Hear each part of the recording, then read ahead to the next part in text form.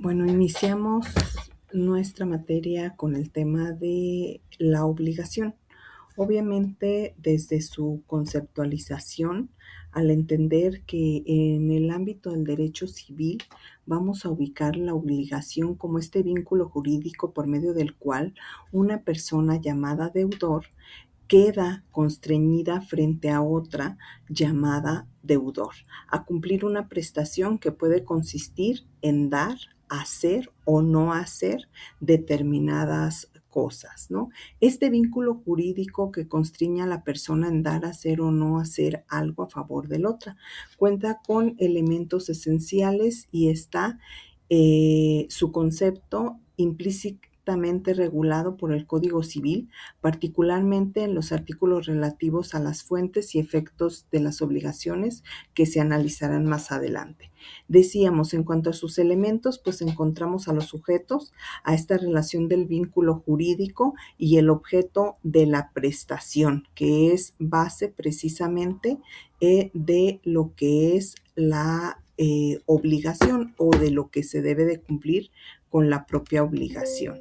En cuanto a los sujetos, pues bueno, manejamos o se va a manejar lo que es el acreedor y el deudor, que precisamente pues son los que se encuentran se van a ver unidos en este vínculo con la manifestación de la relación y muy importante pues tienen que ver con el objeto, ¿no? El objeto que debe ser una cosa real, determinada, debe encontrarse dentro del comercio humano y ser lícito, y puede ser un hecho lícito, física y moralmente posible.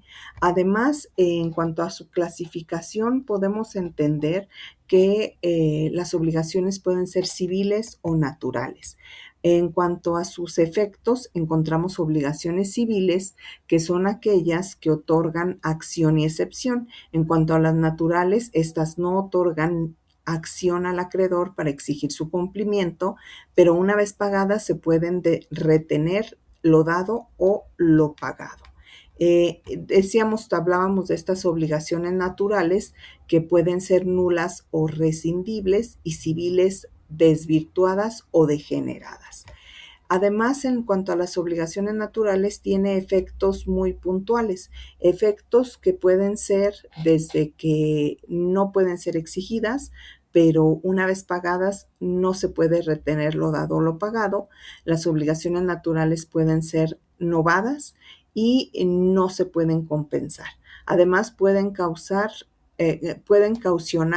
por algunos terceros. En cuanto a estas obligaciones en atención a sus efectos, pueden ser puras y simples y sujetas a su modalidad. Esto es, en cuanto a la modalidad, va a depender de la condición, plazo o modo en que se dé la obligación. Y de aquí se va a desprender precisamente las modalidades de las obligaciones, que no son más que las formas especiales que afectan la existencia o la exigibilidad de la obligación.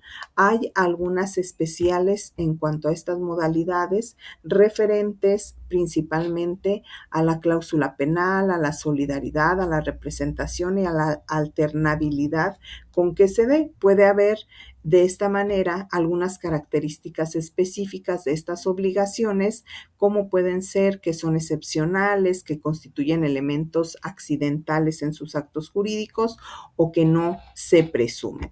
Y la condición, que es el hecho futuro incierto del cual depende el nacimiento o la extinción del derecho y su obligación correlativa. Y hay algunas diferentes formas en las cuales se puede dar de acuerdo a la condición en cuanto a que se dé precisamente, ahora sí que valga la redundancia, este tipo de condición para poder entender que entonces se otorgue la obligación.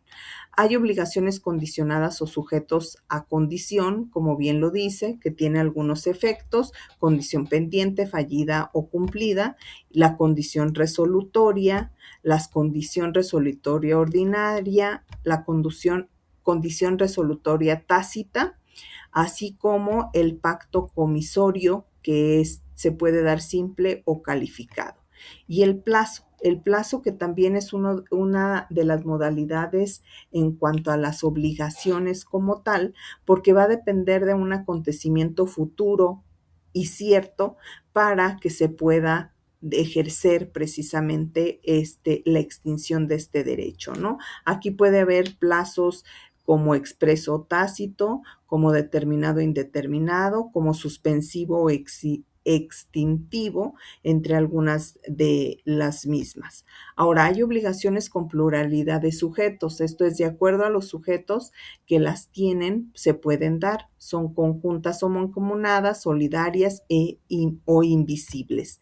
Y aquí encontramos también en cuanto a estas con características muy especiales cada una de ellas, como por ejemplo las conjuntas o mancomunadas, que es la regla general, hay pluralidad de las partes, la cosa debe ser divisible y hay originarias y derivativas.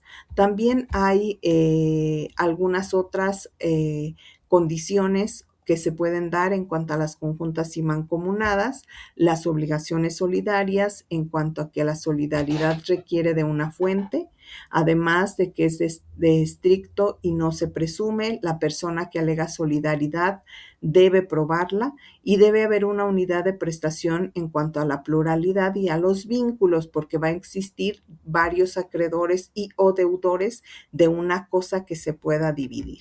En cuanto a las solidarias, también aquí va a depender mucho de su origen o su rol, dependiendo del tipo que se trate.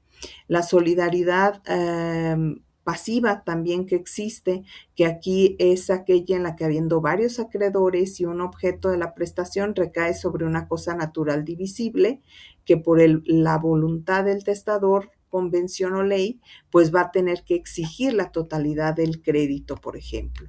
Las obligaciones indivisibles, pues es lo contrario. Aquí no existe que se pueda dividir, tiene que ser un cumplimiento íntegro de lo debido. Además de las obligaciones, también de acuerdo al sujeto hay de acuerdo atendiendo de acuerdo al objeto. Y aquí hay obligaciones de objeto singular, de objeto múltiple, simple objeto múltiple, que sean alternativas o facultativas. Y estas, pues precisamente como bien lo dice, van a depender de acuerdo al objeto que se trate, ya sea de objeto singular o objeto múltiple, o para poderlas entender, por ejemplo, las de objeto múltiple son aquellas que se deben conjuntamente a varias cosas de manera en que el deudor se libera presentándolas y lleva esa condición y.